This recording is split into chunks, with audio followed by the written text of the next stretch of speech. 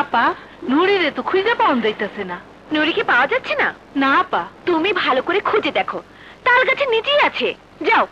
দেখ শিমুল তোর ছাগল জবাই কইরা তোরই মাংস দিয়ে গেছে। মাংস দেওয়ার পরে আমি নিজের চোখে দেখে এসেছি আমার নুরি বাড়ির সামনে তাল গাছের গোড়ায় বাঁধা। তোদের কি বলিস না, ধোকাও দিতে পারে।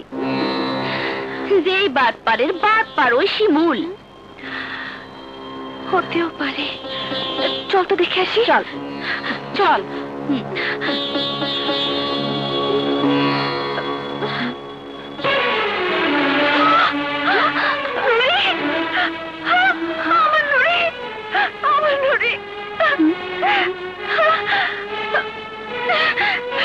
এই সন্ধ্যার সময় কই যাস? রাত সন্ধ্যা, সারা রাত শেষ হয়ে গেল ওই শিমুলকে আমি ঠিকই খুঁজে বের করবো। আইজি খাসি খাইছি রে পারুল, ও পারুল রে, আইজি খাসি খাইছি রে পারুল, পারুল তোর খাসি তেলে। কমল, এই কমল্লা, তুই চামড়াটা জায়গা মতো ঝুলাইছিলি তো? জায়গা মতো ঝুলাইছি মানে একেবারে সেন্টার পয়েন্টে ঝুলাইছি। পারুল দরজা খুললেই চক্ষু কপালে গিয়ে ঠেকবো। ওই দিকে দেখ।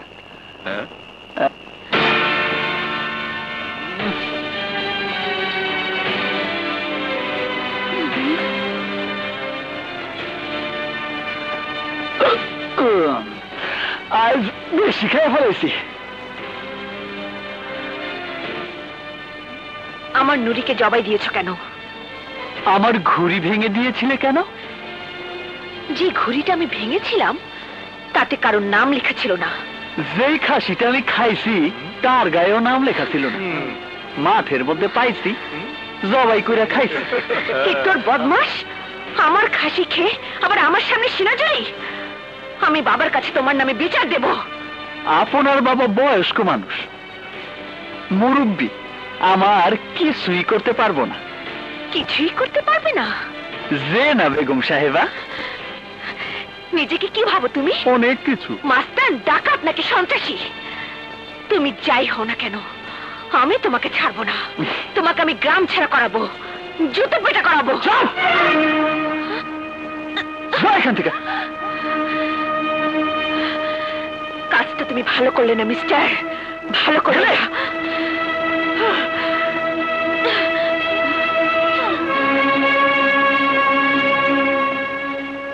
শালি, আমি এখন কই যামু? আমার পোলাটার কি হইব? পোলাটারে কেমনে বাঁচামু? কি ব্যাপার চাচা? এত রাইতে তুমি কই যাইতেছো? কি হয়েছে? কাঁদতেছো কেন? বাবা শিমুল, আমার পোলাটা আজ সকালবেলা গাছ থেকে পয়রা মাথা ব্যথা পাইছিল। যখন ব্যথা পাইছিল তখন কিছু হয় নাই, কিন্তু এখন বারবার বমি করতে করতে অজ্ঞান হয়ে যাইতেছে। আমার পোলাটারে বাঁচাও বাবা। আচ্ছা আমার পোলা আচ্ছা, কি তুমি হইব? তুমি ঠান্ডাও। রাজু, রাজু কি তোরা যা, আমি ডাক্তারে ডেকে লয়ে যা। আচ্ছা আচ্ছা থামো, তুমি থামো, আমি চাচারে নিয়ে চাচার বাড়িতে যাইতেছি। ঠিক আছে, চলো। বাবা, বাবা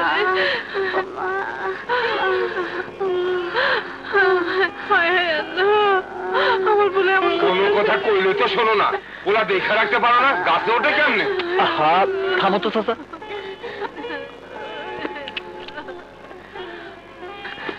সকালে সরকারি হাসপাতালে নিয়ে সিটি স্ক্যান করাতে হবে। মাথায় অপারেশনও করতে হতে পারে, বুঝেছেন? জি।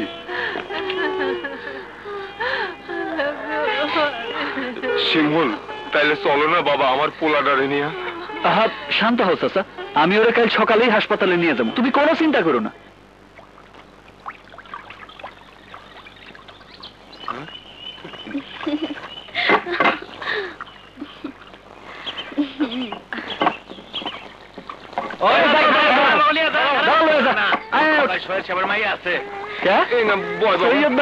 হাতির হান্নটা যে পুরানো কাটাই তার লাগবে। এই খবরদার, সৈয়দ বাড়ির মেয়েদের নৌকায় বাইরের লোক ওঠা নিয়ম নেই। নিয়ম? আরে জান বড় না নিয়ম বড়? হ্যাঁ, এই নৌকায় যাইতে হলে বসো, আর নাহলে নামো। যাও যাও। কি আমি নামবো? প্রশ্নই আসে না। নামতে হলে তোমরা নামবে। পারুল, পারুল একটাবার পোলাটার দিকে তাকাও, দেরি করলে পোলাটা বাঁচবো না। না বাঁচলে আমার কি? কান্দিস না বাবা। কি তোমার দানের দাম আছে আর গরিব মানুষের দানের দাম নাই? এই বাজে, নৌকা সোজা হাসপাতালে নে যা। না,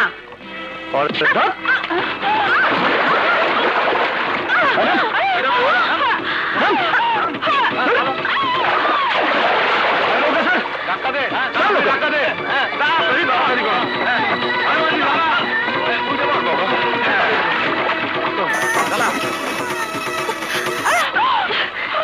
এই অপমানের শোধ যদি আমি না নিতে পারি তাহলে আমি সৈয়দ বাড়ির মেয়ে না, আমি তোর নামে সালিশ বসাবো। মেয়ের গায়ে ওই বদমাইশটা হাত তুলেছে, পারুলকে ধাক্কা দিয়ে পানিতে ফেলে দিয়েছে। ওর শাস্তি একটাই, 20টা চাবুকের বাড়ি। এটা কেমন বিচার? পানিতে ধাক্কা দিয়ে ফেলাইছি বলে আপনারা সবাই আমার বিচার করতেছেন, আর সৈয়দ বাড়ির মাইয়া যে মানুষ খুন করতে চাইছিল তার কি কোনো বিচার নাই? কি বলতে চাও তুমি? পারুল সৈয়দ বাড়ির মাইয়া বইলা সে নৌকায় উঠলে আর কেউ নৌকায় উঠতে পারবো না। কেন? এই গ্রামের সমস্ত লোকজন কি শিয়াল কুকুর? সৈয়দ পরিবারের মানুষেরা চিরকাল এইভাবেই চলাফেরা করে এবং এটাই নিয়ম। আমি এই নিয়ম মানি না। বিচার যদি আজ করতেই হয় তাহলে আমার সাথে আপনার মাইয়ারও করতে হইব, নাইলে আমি ধরে নিব এই গ্রামের মানুষের বিবেক বইলা কিচ্ছু নাই, কিচ্ছু নাই।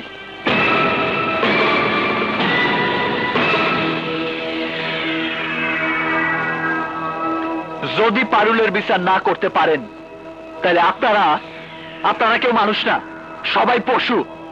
মানুষ শুধু সৈয়দ সাহেব আর তার মাইয়া।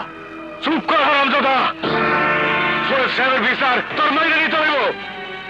ঠিক আছে বাবা, ঠিক আছে, তুমি যখন কইতেছো তখন বিচার আমি মাইনা নিব, কিন্তু আমার গায়ে সেই লোক চাবুক মারবো যে নিজের অন্তর থেকে মাইনা নিব আমি অপরাধী, যে স্বীকার করব লালুর জীবন বাঁচায় আমি অন্যায় করছি।